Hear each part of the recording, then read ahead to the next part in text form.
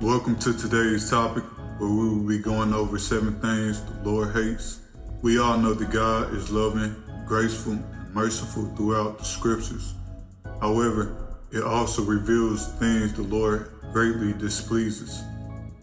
7 things the Lord hates will allow us to reflect on our own character and make changes. It's like an outline for us to make sure we don't draw outside the lines to align with God's character and expectations.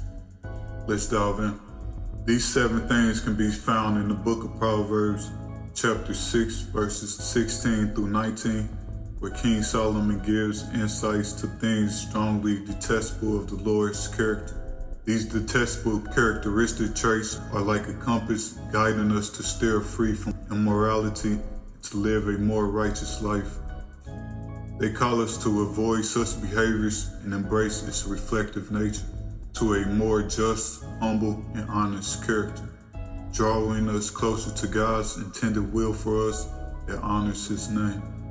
The significance of going over these teachings may help us all get a better understanding.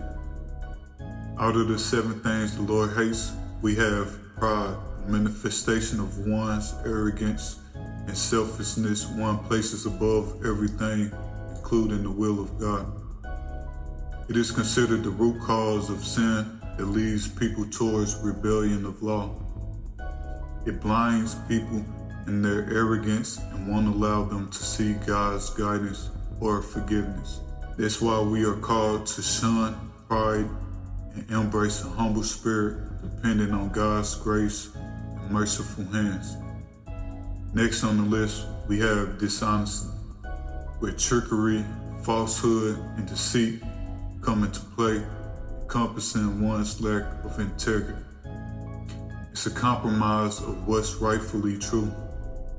It erodes trust, contributes to the decay of relationships.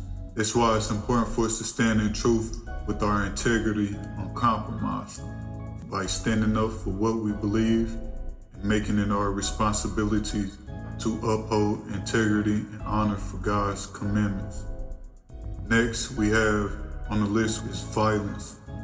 It's an aggressive force of nature one causes with their own hands to bring about sufferings. It is condemned because it goes against the loving, compassionate, caring character of God.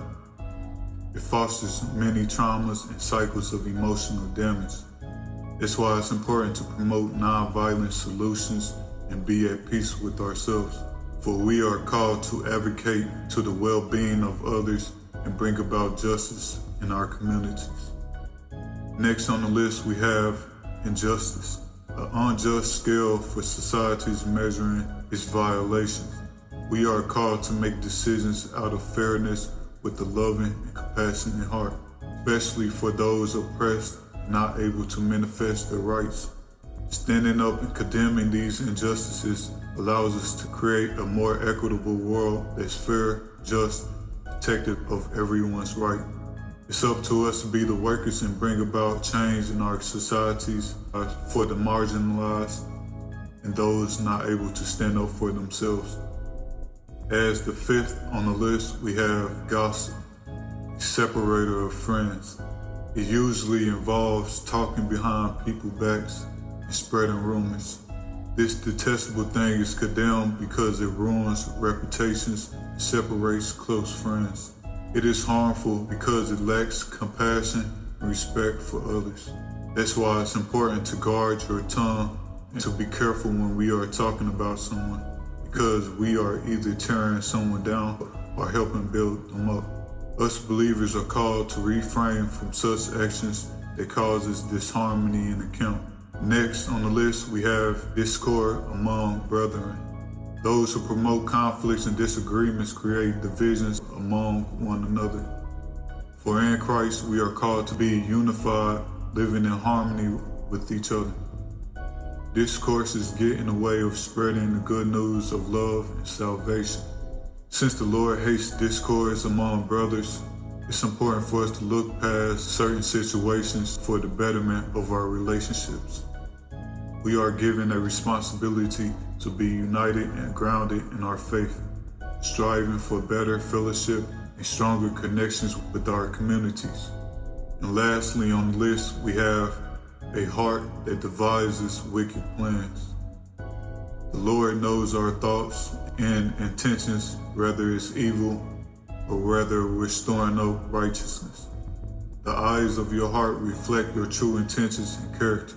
That's why it's important for us to evaluate our own selfishness, greed, and disregard for others.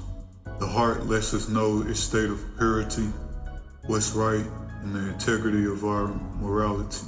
We are called to guard our hearts and minds by aligning to God's will and blocking out all forms of evils and darts of corruption.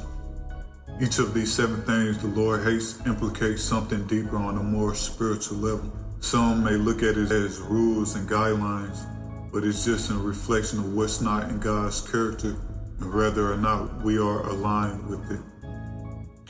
God desires for us to embody His righteous attributes of virtue, for the way we think and the things we act upon matters to God. We are either participants of His works and ways or non-participants of redemption and restoration. May we all cultivate our hearts to be more pleasing and honorable towards God in everything we do. These 7 things that the Lord hates helps us live a more virtuous and righteous life pleasing to the Lord, for they are a compass directing us morally in His ways of righteousness. They lead us towards love, justice, honesty, and compassion. They help us build better character traits that glorifies God's name and image. They encourage us to actively engage in our calling to live righteously and of service to love. May we be inspired to walk uprightly without dimming our lights or covering God's truth. Here's a few practical ways to incorporate these principles in our daily lives.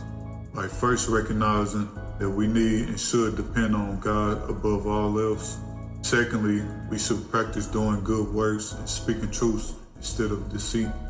Thirdly, we should be peace resolvers, encouraging others to reconcile relationships. Fourthly, we should evaluate our true intentions, choose righteousness over maliciousness within our hearts and minds. Fifthly, we should advocate for justice, show our love and kindness for those oppressed and in need of serenity. The goal is to avoid such behaviors that dishonors and displeases God's intended will for us. When we align our will with God, we tap into a power to turn away from wickedness and turn towards the fruitful abundance of life. On this path of obedience, we are able to better understand His presence, blessings, and the ability to be led by His divine guidance. Moreover, we are called to fulfill the purpose and destiny we were created for, as true vessels walking in love and carrying the light of truth for a world in desperate need of salvation. May we all persevere in knowledge and courage to the truths we have learned, knowing that He will bring our good works into completion. We are now at the end of this video. Let us go over the 7 things as a recap of today's discussion. Number 1, being pride, self-centeredness, and arrogance of one's free will. Number 2, dishonesty, for it hinders relationships by breaking trust. Number 3, violence, which brings harms and disasters instead of promoting peace and harmony. Number 4, injustice, which disregards fairness and equality of societies. Number 5, gossip, which spreads negativity and promotes divisions. Number 6, discord among brethren, which comes between and disrupts fellowship between one another. Number 7, a heart that devises wicked plans, which reflects evil intentions and opposes God's purpose for good. Each of these detestable things highlights alignment and embodiment of virtues that do and do not honor God's will. By avoiding these behaviors, we contribute to the betterment of a flourishing society and bring honor towards God's kingdom to come. As final encouragement of today's topic, I would like to say, the strive for righteousness may seem discouraging, but its rewards of coming to alignment brings about blessings. By spreading love and truth, we become beacons of light, spreading and guiding those lost in darkness. I encourage you all to first clean the inside of the cup before transforming to the outside of your hearts and minds. May your walk with Christ reflect positive attributes of grace and love. Together we can bring about healing, hope, and honor for God to a fallen world broken of its moral compass. Thank you all for tuning in today. Don't forget to like, share, and subscribe. Now I'll see you on the next adventure. Till next time.